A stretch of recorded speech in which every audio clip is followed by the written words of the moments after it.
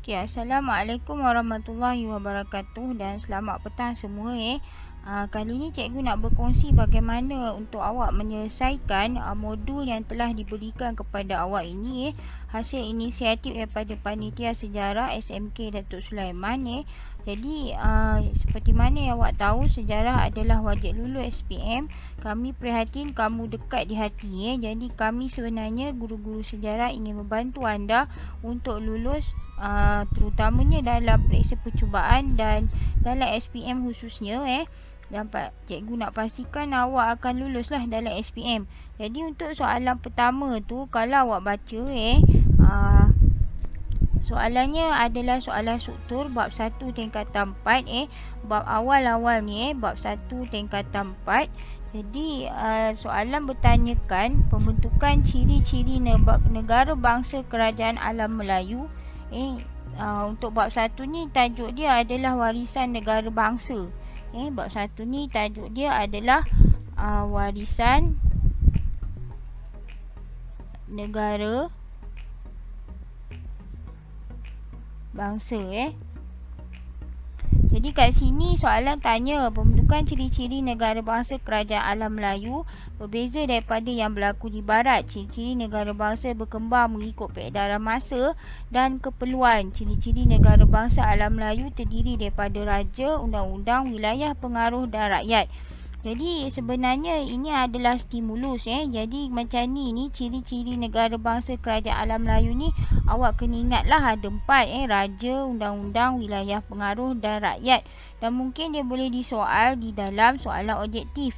Jadi yang ke atas ni merupakan stimulus. Stimulus soalan penyataan yang awak kena baca jugalah. Sebab teks ini diambil daripada buku teks sejarah tingkatan 4.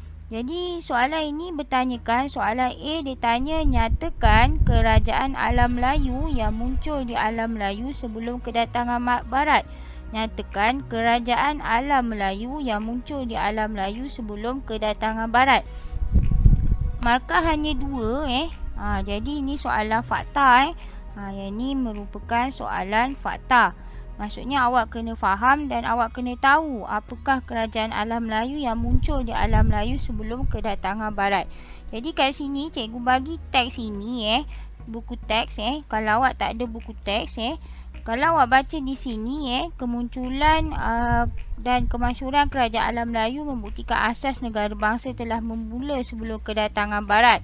Proses pembentukan negara bangsa mengambil masa yang lama dan melalui beberapa tahap berdasarkan sesebuah kerajaan.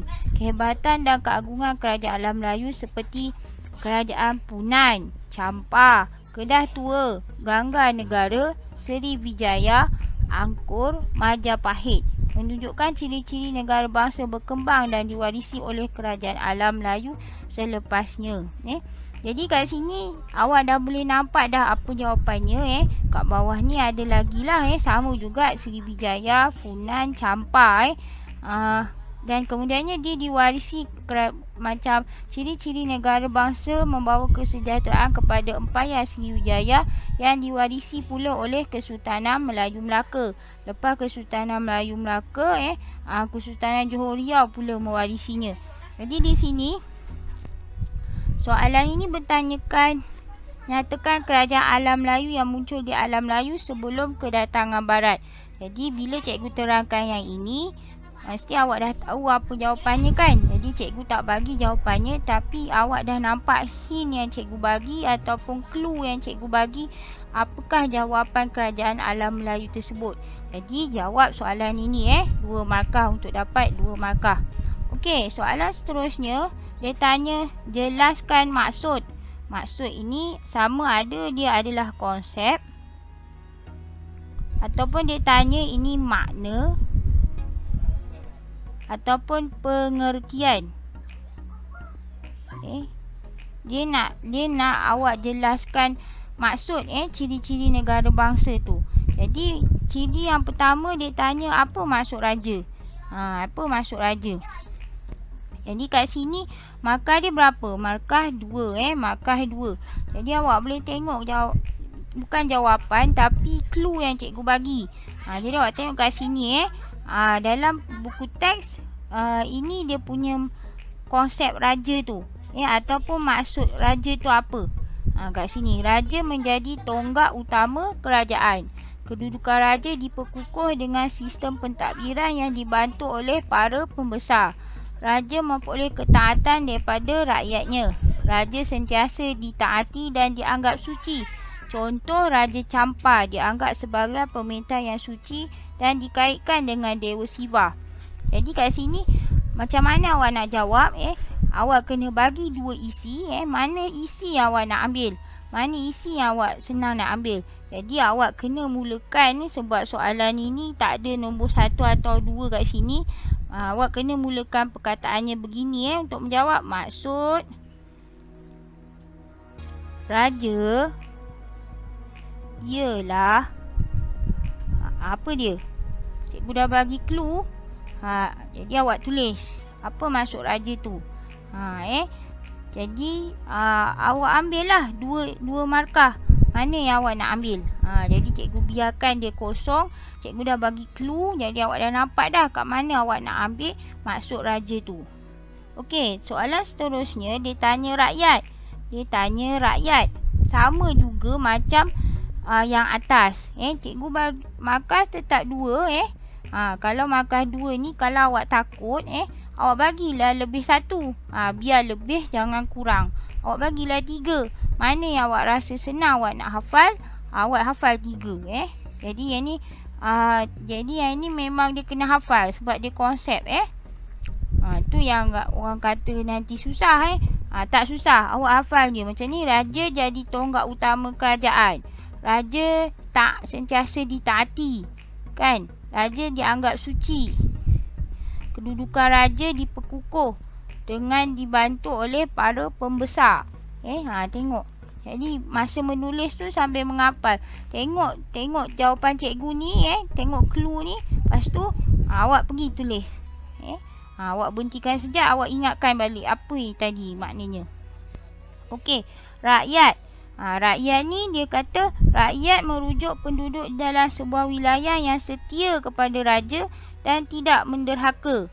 Contohnya, rakyat Sriwijaya membuktikan kesetiaan mereka kepada Raja Sriwijaya dengan upacara persetiaan dan minum air sumpah.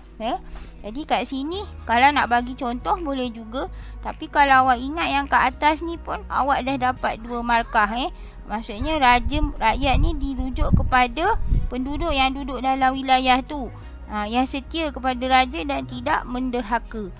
Tu Jadi sama macam tadi juga, awak kena mulakan dengan pangkat ayat. Maksud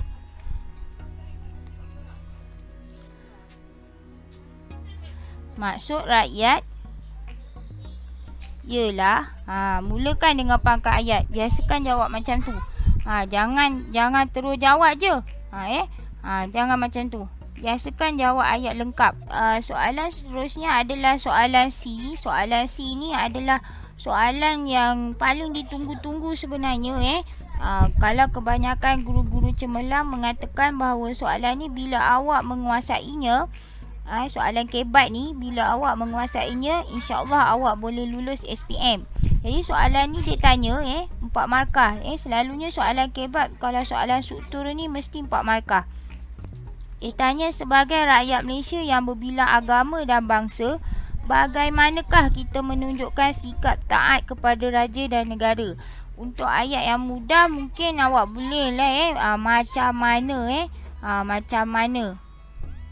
Ataupun soalan ni sebenarnya bertanyakan cara awak nak tunjukkan sikap taat kepada raja dan negara tu macam mana.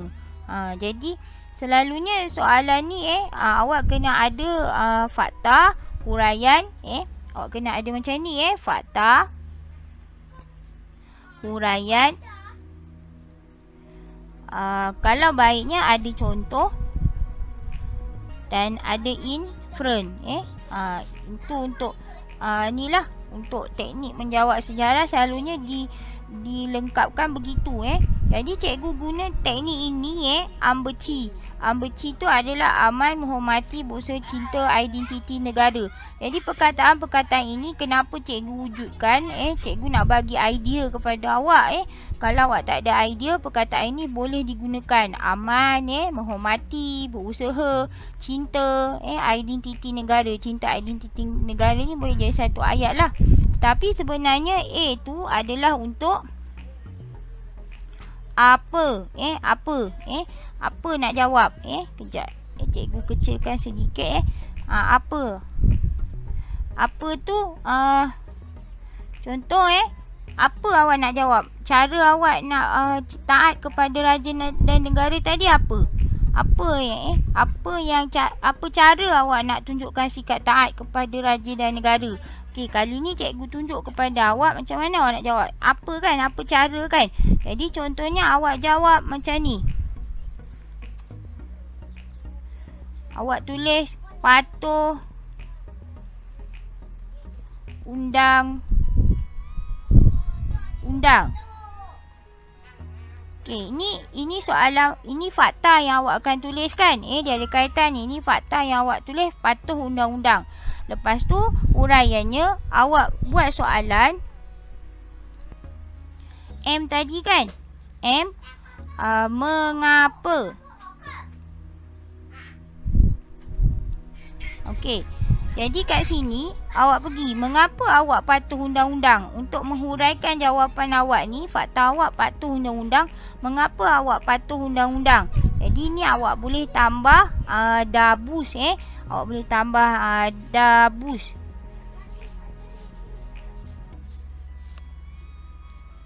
Awak boleh tambah dabus. Dabus ni adalah dan, agar, bagi, untuk, supaya.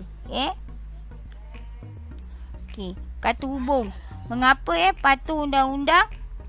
Jadi awak jawab macam ni je. Yang paling senang kan? Awak ambil agar negara aman. Okey, dah satu ayat cara awak tunjukkan taat kepada negara. Jawapan awak ini ada fakta beserta huraian. Itu je sebenarnya jawab sejarah. Ada fakta, ada huraian. Fakta, huraian. Jadi nanti awak mulalah jawab dekat sini. Cikgu guna pen hijau lah. Pen hijau gelap. Awak macam ni. Cara saya